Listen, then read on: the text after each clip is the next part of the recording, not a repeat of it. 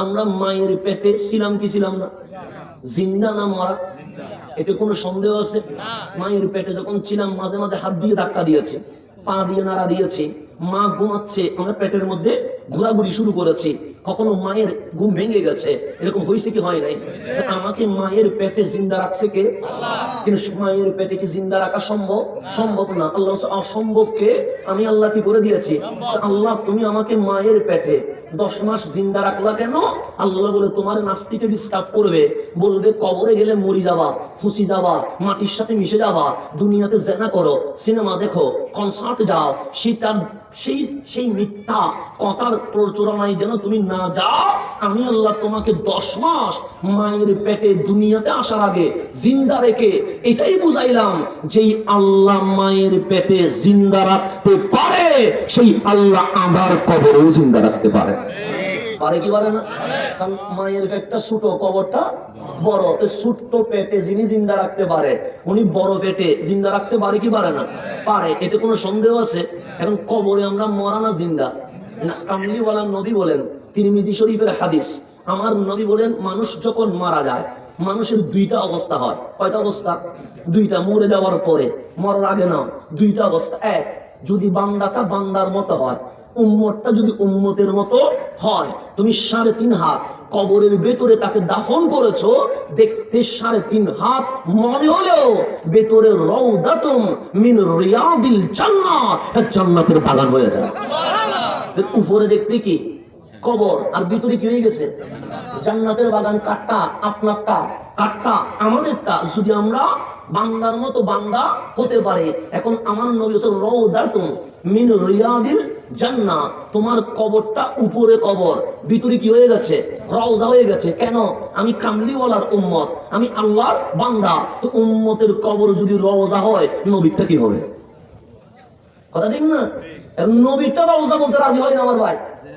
আমার ভাই বলছে না আমি কবর বলবো, নবী রওজা বলবো না। তা আমার নবী বলে আমারটা রওজা বলবি না কেন? আরে যে আমার সাথে বেঁচে গেছে তার কবরটা আমি কামলিওয়ালা ঘোষণা করলাম রওজা হয়ে গেছে। উম্মতেরটা যদি রওজা হয়, নবীটা রওজা হবে না? আরেকটা হয়, যদি উম্মতটা বেওয়াফা হয়, বান্দাটা যদি আল্লাহর বান্দার মতো না হয়, পশু জানোয়ারের মতো হয়, কবরটা হুফরা জাহান্নামের আগুনের কূপ হয়ে যায়। এখন আপনাকে আল্লাহ 2টা রাস্তা দিয়েছে, তুমি চাইলে কবরকে জান্নাতও বানাইতে পারবা, তুমি চাইলে কবরকে জাহান্নামও বানাইতে পারবা। এখন এখানে আমরা যারা বসছি তারা কি কবরকে জান্নাত বানাবো না জাহান্নাম বানাবো? আমরা জান্নাত বানাইতে চাই, জাহান্নাম বানাইতে চাই। সবগুলো আলোচনা করা সম্ভব না, আলোচনা করব একটা।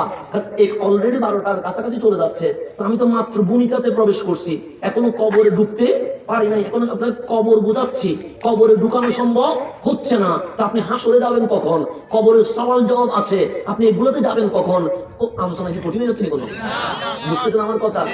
আলোচনা এভাবে করতে হবে, না বুঝলেও করতে হবে, কারণ দলিল ছাড়া কথা বলে মানুষের মাইন্ডকে ডিস্টার্ব করা যাবে না। এখন দলিল দিয়ে কথা হবে। সুন্নিয়ত এটা গায়ের জোরের উপর আসে নাই, সুন্নিয়ত দলিলের উপর আসছে, এটা কিন্তু মনে রাখবেন। এখন আসেন, আমি আপনি কবরে যাওয়ার পর মরা না জিন্দা? জিন্দা, এটা কোনো সন্দেহ নাই। কেন? কবর হয়তো বা রওজা হবে, না হলে জাহান্নামের কূপ হবে। এখন আসেন, কবরে যাওয়ার পর কি হয় তো গভীরভাবে খেয়াল করবেন। আমি মরে গেলাম, আপনিও মরে গেলেন, কবরে যাওয়ার পর সওয়াল জবাব, প্রশ্ন আছে না নাই? আছে। কয়টা প্রশ্ন হবে? 3টা। আপনারা জানেননি? সবাই জানেন কয়টা প্রশ্ন হবে? 3টা। কি কি হবে? মান রব্বুকা, ওয়ামা দীনুকা, ওয়ামান নবিয়ুকা। এটা জানে না এরকম কেউ আসেনি? প্রশ্ন হবে কয়টা? কিন্তু আজকে আমি যেটা বলবো, আজকে নতুন কোনো আকীদা নাই, আবার বুখারী মুসলিম থেকে বলবো, হাদিসের বাইরে যাব না। এই 3টা যে কথাটা বললেন এটা হাদিসে আছে। কোথায়? মুসনাদে আহমদে, সুনানে আবি দাউদে। রাবির নাম কি? বারা বিন আযিব রাদিয়াল্লাহু তাআলা। উনি বলছেন, রাহমাতুল লিল আলামিন ইরশাদ করেছেন, বান্দাকে যখন কবরে দেওয়া হয় 2জন ফেরেশতা আসে। কয়জন ফেরেশতা? নাম কি?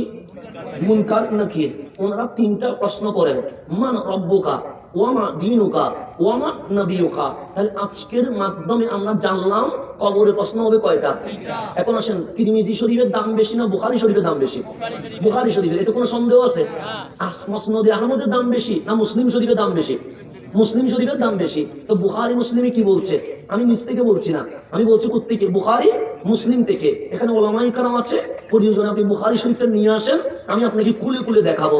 আমার রাসূল বলছেন, ইন্নাল আবদা ইযা উদিয়া ফি কবরিহি, যখন কোন বান্দা মারা যায় সর্বপ্রথম গোসল করাইতে হবে, গোসল করানোর পর কাফন করতে হবে, কাফন করানোর পর জানাজা করতে হবে, জানাজার পর দাফন করতে হবে। কথা ঠিক কিনা? তো দাফন করলে কি করি আমরা? ওনাকে কবরে মাটি দিয়ে দিই। কথা ঠিক নেই? তো রাসূল বলছেন ইন্নাল আবদা, যখন কোন বান্দা, যে কোনো বান্দা, ইজা উদিআ ফি কবরিহি, কাফন জানাজা সবকিছুর পর যখন তারে কবরে রাখা হয়, কবরস্থ করা হয়, তো কবরে মাটি দেওয়ার পরে আত্মীয় স্বজন কি থাকে না চলে যায়? কেউ কি কবরে থাকে? আমার বাবা কি আমার সাথে থাকবে? আমার বন্ধু কি থাকবে? সবাই কি হয়ে যাবে? চলে যাবে। ইন্নাল আবদা ইযা উদিয়া ফি কবরিহি ওয়া তাওয়াল্লা আনহু আসহাবুহু, যারা মাটি দিয়েছে, বাবা, চাচা, মামা, ফুফা, বন্ধু, ওরা যখন মাটি দিয়ে চলে যায়, তাওয়াল্লা মানে সামনের মুখে চলে যাওয়া নয়, পিঠ দিয়ে চলে যাওয়া। তা আমরা কবরস্থান থেকে কি এবাদে যাই না পিঠ দিয়ে যায়? এটার নাম তাওয়াল্লা। ও তাওয়াল্লা আনহু আসহাবুহু, যারা মাটি দিয়েছে তারা যখন কি হয়ে যাচ্ছে? চলে যাচ্ছে। তো চলে যাওয়ার সময় জুতার আওয়াজ হয় কি হয় না? হয়। তা আমার কামলিওয়ালা কি বলছে?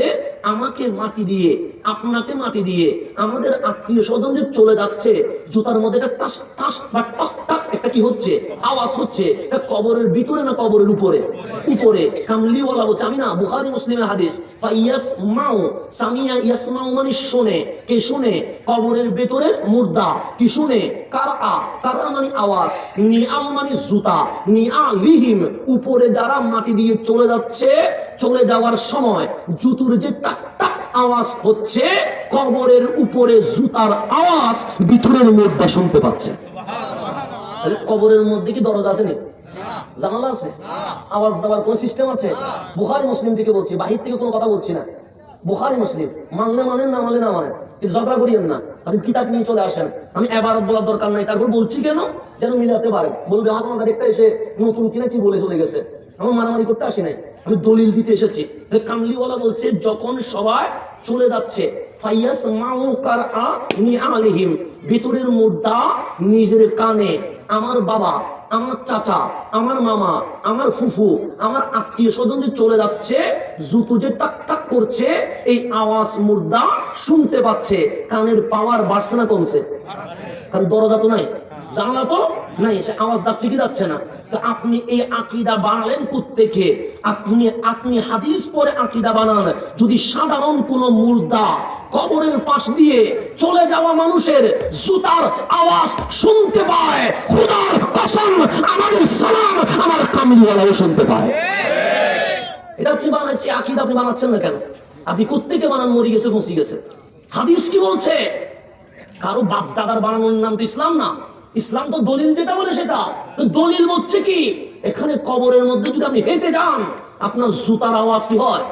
কবরবাসী শুনে। তো কবরবাসী যদি শুনে আপনার জুতার আওয়াজ, আমার নবী কি সালাম শুনবে না? তা আপনি এই আকীদা বানাইছেন কেমনে যে নবী সালাম শুনে না? আপনি এই আকীদা বানাইলেন কেমনে যে গৌসে পাক সালাম শুনে না? আপনি আকীদা বানাইলেন কেমনে যে আল্লাহর ওলিরা সালাম শুনে না? সাধারণ বান্দা যদি সালাম শুনে, সেজন্য কবরস্থানে যাওয়ার সময় আপনাকে বলতে হয় আসসালামু আলাইকুম ইয়া আহলাল কুবুর। কেন? কারণ ওরা জিন্দা বলেই সালাম দিতে হয়, মরা হলে সালাম দেওয়ার দরকার নাই। আমার বাবা এখানে আছে, আমি সালাম দিব কেন? উনি নাই, গায়েবকে সালাম দেয় না, হাজিরকে সালাম দিতে হয়। তো কবরস্থানে গেলে সর্বপ্রথম কি করতে হয়? তো মরারে কি সালাম দিও? কবরে মারা যাওয়ার পর মরা থাকে না, কেউ মাটির উপর জিন্দা, কেউ মাটির নিচে জিন্দা। ফাইয়াসমাউ কারআ নিআলিহিম, উনি জুতার আওয়াজ শুনছে। যখন সবাই চলে গেছে, এখন আর কোনো আওয়াজ আছে নাই, পুরো কবরস্থান নিস্তব্ধ হয়ে গেছে।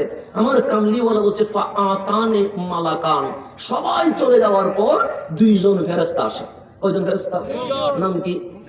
দেখতে কি সুন্দর নেই না? আসওয়াদা, ভয়ঙ্কর, হাতের মধ্যে কি আছে? লাঠি আছে। এই দুইজন এসে কি করে? ফাইয়ুকইদানিহি, একজন ডানে ধরে আরেকজন বামে ধরে ধরে ওনাকে বসায়। তা আপনি যে কবরে মাটি দিলেন, বসার মতো কোনো জায়গা আছে? আপনি সুজা শোয়াইয়া এমন ভাবে বাঁশ দিয়া মাটি দিলেন যেন নড়াচড়া করতে না পারে। কথা ঠিক না? নড়ার কোনো সুযোগ আছে? নাই। কয় হাত? 3.5 হাত। তা আপনি এমন ভাবে দিলেন এখানে নড়াচড়া করার কোনো সুযোগ। হাদিস বলছে ফাইয়ুকইদানিহি, মুনকার নাকির এসে ওনাকে বসায়। কবর কি বসার জায়গা আছে না? তো বসার জায়গা হইলো প্রত্যেকে উপরে দেখতে কবর মনে হলেও ভেতরে আর কবর নাই, এটা বড় হয়ে গেছে। কবর নিয়ে শুনুন, ফাইয়ুকইদানিহি, ওনারে কি করায়? বসায়। বসানোর পর কি বলে? ফাইয়াকুলান, মুজারাদ সিগা তাসনিয়া, ফাইয়াকুলান, মুনকার নাকির দুইজনে একসাথে কণ্ঠ মিলিয়ে বলে আজকে নামাজের হিসাব দিতে হবে না, রোজার হিসাব হাসরের ময়দানে, কোরআন পড়ছো কি পড়ো নাই এটা আমলের হিসাব করে, আজকে শুধু একটা উত্তর দিবা। কি উত্তর দিব? মা কুনতা তাকুলু ফি হাক্কি হাযার রাজুল লি মুহাম্মাদিন সাল্লাল্লাহু আলাইহি ওয়াসাল্লাম। হাযা মানে কাছে, যেমন পাঞ্জাতন আমার দূরে না কাছে? কাছে হইলে হাযা, কিন্তু ওই মানুষটা আমার কাছে না দূরে? দূরে। দূরে হইলে জালিকা, মানে উনি দূরে, তো ওনাকে আমি হাযা বলবো না, আমি বলবো জালিকার রাজুল, ওই মানুষটা। আর যখন পাঞ্জাতন এখানে বলবো হাজার রাজুল, এই মানুষটা। এই আর ওই পার্থক্য আছে না নাই? আছে। এখন বলছে হাজার রাজুল, এই মানুষ। এই মানুষ কোন মানুষ? লি মুহাম্মাদিন সাল্লাল্লাহু আলাইহি ওয়াসাল্লাম। উনি তোমার বাবা নয়, উনি তোমার চাচা নয়, উনি তোমার মামা নয়, উনি তোমার ফুফা নয়, কামলিওয়ালা নবী তোমার কবরে চলে এসেছে। আমি বলি না, বুখারী বলছে। কি বলছে? নাম বলে দিয়েছে, প্রশ্নপত্র ফাঁস হয়ে গেছে। নাম কি? মুহাম্মদ সাল্লাল্লাহু হাজার রাজুল, এই জাতার নাম মুহাম্মদ সাল্লাল্লাহু। প্রশ্নপত্র কি হয়ে গেছে? ফাঁস হয়ে গেছে। এখন কি নাম জিজ্ঞেস করছে? নাম তো বলে দিয়েছে, নাম তো হয়ে গেছে, ওনার নাম মুহাম্মদ সাল্লাল্লাহু আলাইহি ওয়াসাল্লাম। উনি আসছে কবরে। এখন প্রশ্ন কি? প্রশ্ন হচ্ছে মা কুনতা তাকুল, কানা ইয়াকুন যখন ফেলে মুজারের সাথে লাগবে, এটার নাম হচ্ছে মাজি ইস্তেমরারি। আপনাদেরকে তো আরবি ব্যাকরণ শেখাচ্ছি। মাজি ইস্তেমরার, ইংরেজিতে বলে ফাস্ট কন্টিনিউয়াস, বাংলায় বলে অতীত চলমান। কি বলে? অতীত চলমান। অতীত চলমান মানে তুমি যে দুনিয়াতে ছিলা 60 বছর, 50 বছর, 70 বছর, 80 বছর, কখনো চায়ের দোকানে কথা বলেছ, কখনো মসজিদের মিম্বরে কথা বলেছো, কখনো মাহফিলের মঞ্চে কথা বলেছো, কখনো রাস্তায় আড্ডাবাজি করেছো, কখনো বন্ধুদের সাথে আড্ডাবাজি করেছো। ঠিক ওই সময়ে আমার নবীর ব্যাপারে তোমার মন্তব্য, বক্তব্য কি ছিল, তুমি নবীর সামনে বলতে শুরু করে দাও। এটা হাদিস থেকে বলছেন, বাইরে থেকে বলছি না। আর আপনি মনে করেন যে মুফতি সিরাজ সাহেব বলছে মনে হয় না, বাকি মিলে জালালি সাহেব বলছে মনে হয় না, অধ্যক্ষ এনে জলি সাহেব বলছে মনে হয় না, এখান থেকে বলছি না, এটা বলছে বুখারী থেকে। বুখারী আমি বলি নাই, কামলিওয়ালা বলছে। এখন নবীজি বলছে, একটু গভীরভাবে খেয়াল করবেন। আমার বিষয় যেহেতু কবর, আমি সেটা ফাইনালি আপনাকে বুঝাইয়া দিতে হবে। এখন জিজ্ঞেস করছে এই নবীর ব্যাপারে তোমার ফেসবুকের কমেন্টস কি? হ্যাঁ, নবীর ব্যাপারে তোমার ফেসবুকের কমেন্টস কি? নবীর ব্যাপারে চায়ের দোকানে তোমার বক্তব্য কি? নবীর ব্যাপারে মসজিদের মিম্বরে তোমার আলোচনার বিষয়বস্তু কি? এইটা তুমি আমার নবীর সামনে নবীকে দেখে দেখে বলো। এখন আপনাকে যখন আমি বলি নবীর নূর, আপনি বলেন দরকার কি? কথা ঠিক না? যখন বলি মিলাদুন নবী, দরকার কি? ফরজ নাকি? আলোচনার দরকার কি? যখন বলি হায়াতুন নবী, আমি দরকার কি? ওয়াজিব নাকি? যখন বলি আমার নবী উম্মতকে সুপারিশ করবে, আপনি বলেন এটা কি সুন্নত নাকি? দরকার কি? বলেন কি? বলেন না? বলে যুব সমাজ বলে দরকার কি? এখন আপনি নবীর সামনে নবীকে দেখে দেখে বলতে হবে এই নবীকে আপনি নূর বলছেন না মাটি বলছেন। আপনাকে বলতে হবে আপনি কি মিলাদুন নবীর পক্ষে ছিলেন না বিপক্ষে ছিলেন। আপনাকে বলতে হবে আপনি হায়াতুন নবীর পক্ষে ছিলেন না মরা নবীর পক্ষে ছিলেন। আপনাকে বলতে হবে এই নবীর ক্ষমতার পক্ষে ছিলেন নাকি সাধারণের পক্ষে ছিলেন। বলতে হবে। কারণ নবীরে দেখে দেখে মরা বলতে পারবেন না? বলতে পারবেন? সাহস আছে যে আমি নবীকে মরা বলছিলাম? পারবেন? নবীকে বলতে পারবেন আপনি আপনাকে সাধারণ মানুষ বলেছিলাম? বলতে পারবেন? আপনি নবীকে তাকিয়ে বলতে পারবেন আমি মুরক্কর নিরক্ষর বলছিলাম? বলতে পারবেন? আপনি নবীকে সামনে দাঁড়িয়ে বলতে পারবেন এই নবীকে আমি পাওয়ারলেস ক্ষমতাহীন বলেছিলাম? বলতে পারবেন? তা আমরা আহলে সুন্নাত ওয়াল জামাতের অনুসারীরা কারো বিরুদ্ধে বলি না, আমরা বলি কবরে নবীর সামনে যেটা তুমি বলতে পারবা না দুনিয়াতেও বলার দরকার নাই। এটা কি মারামারি বললাম নি? কারো বিরুদ্ধে বললাম নি? আমি বললাম তুমি কবরে এটা বলতে পারবা না, তো যেটা তুমি কবরে বলতে পারবা না সেটা দুনিয়াতে বলার দরকার কি? দুনিয়াতে ঝগড়া করার দরকার কি? এটাই হচ্ছে আমার কথা। কারো বিরুদ্ধে বলা আমার কথা নয়। আমি হচ্ছে কবরে তোমাকে নবীর ব্যাপারে জিজ্ঞেস করা হবে। তাহলে প্রশ্ন কয়টা আসলো? মান রব্বুকা গেল কই? হ্যাঁ, ওমা দিনুকা গেল কই? বুখারী থেকে বলছি। তাহলে বুখারী বলছে প্রশ্ন হবে কয়টা? একটা। এটার নাম কি? মা কুনতা তাকুলু ফি হাক্কি হাদার রাজুল লি মুহাম্মাদিন সাল্লাল্লাহু, তোমার নবীর ব্যাপারে জিজ্ঞেস করা হবে। এটাতে পাস মানে তুমি এসএসসি করে ফেলেছো, পাস করে ফেলেছো। হাসরে এসে তোমার অনার্সের পরীক্ষা হবে, নামাজ ঠিক আছে কিনা, রোজা ঠিক আছে কিনা, হজ ঠিক আছে কিনা। তো এসএসসি যদি ফেল হয়ে যায় ইন্টার দেওয়ার সুযোগ আছে নি? তো কবরটা আগে পাস হইতে হবে। তো সেজন্য আহলে সুন্নাত ওয়াল জামাত মাহফিল শুরু করে আকীদা দিয়ে, মাহফিল শেষ করে আমল দিয়ে। শুরু করে কি দিয়ে, শেষ করে কি দিয়ে? কেন? তোমার কবর পাস হইলে তুমি আমলের তাতে পাস হইতে পারবা, কবরে ফেল হইলে এটাতে পাস হইতে পারবা না। সেজন্য আমরা আমলের আগে আকীদা আকীদা আকীদা।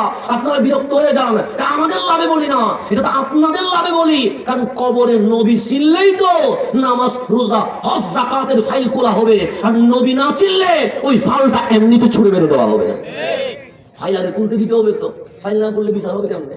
এখন আসলে গভীরভাবে খেয়াল করবেন, এটা হচ্ছে বুখারী শরীফের। এখন আপনার প্রশ্ন হচ্ছে হুজুর তাহলে কি কবরে একটা প্রশ্ন করবেন? একটা হবে? এখন আমি যদি বলি হ্যাঁ একটা হবে, তখন আবার অন্যান্য হুজুর মারামারি শুরু করে দিবেন। বসি হাসান আজারিরে আনি নারায়ণগঞ্জের জমিনে ফিতনা করে দিল, সবাই শিখায় তিনটা, উনি হঠাৎ করে এসে বললেন কয়টা? আরো বলে বুখারীতে আছে, মুসলিমে আছে, সাহস পাইল কোথায়? সুতরাং আমি ফিতনাবাজি করতে রাজি নয়, কবরে একটা নয় প্রশ্ন হবে তিনটা। প্রশ্ন হবে কয়টা? কিন্তু বুখারী মুসলিমে আছে কয়টা? একটা। এখন আমি বাজি গেছে না, বুখারী বেশি বুঝবে না আবু দাউদে বেশি বুঝবে? বুখারী বেশি বুঝবে। এখন বুখারী বলে প্রশ্ন কয়টা? আর মুসনাদে আহমদের মধ্যে ইমাম আহমদ বলে প্রশ্ন কয়টা? তিনটা। মারামারি বাজি গেছেন। এখন এটার সমাধান কি হবে? প্রশ্ন হবে তিনটা। প্রশ্ন হবে কয়টা? এটাতে কোনো সন্দেহ নাই। কিন্তু বুখারী বলল প্রশ্ন হবে একটা, ইমাম মুসলিম বলে প্রশ্ন হবে একটা। কারণ এই যখন দুই মুহাদ্দিসের মধ্যে যখন বেজে গেছে, আমি হাসান বললে মানার দরকার নাই, আমার বাবা বললে মানার দরকার নাই, শাইনি শাহী সিলকুট বললে মানার দরকার নাই, গৌসে জামান আল্লামা তাইয়্যিব শাহওয়াজি বললে মানার দরকার নাই। কিন্তু এই মুহাদ্দিসিনদের এই ঝগড়ার ভেতরে উলামায়ে কেরাম বলে ইমাম বুখারী মুসলিমও ঠিক আছে, ইমাম আবু দাউদও ঠিক আছে, ইমাম নাসাইও ঠিক আছে, ইমাম আহমদও ঠিক আছে, এতে কোনো ঝামেলা নাই। এখন আমাদের প্রশ্ন হচ্ছে এক জায়গায় তিন, এক জায়গায় এক কেন? ইমাম বুখারী কি তিনটা প্রশ্ন পায় নাই? সে পেয়েছে, তবে রাওয়ায়াতে আনে নাই। কেন আনে নাই? সে দুইটা কারণে আনে নাই। কয়টা কারণে? যে কোনো একটা মানেন। আমি ঝগড়া করতে আসি না, আপনি দুইটা থেকে যে কোনো একটা মানেন, কোনো ঝামেলা নেই। দুইটা যে মানতে হবে এটা কোনো কথা? এক নাম্বার। কয় নাম্বার বললাম?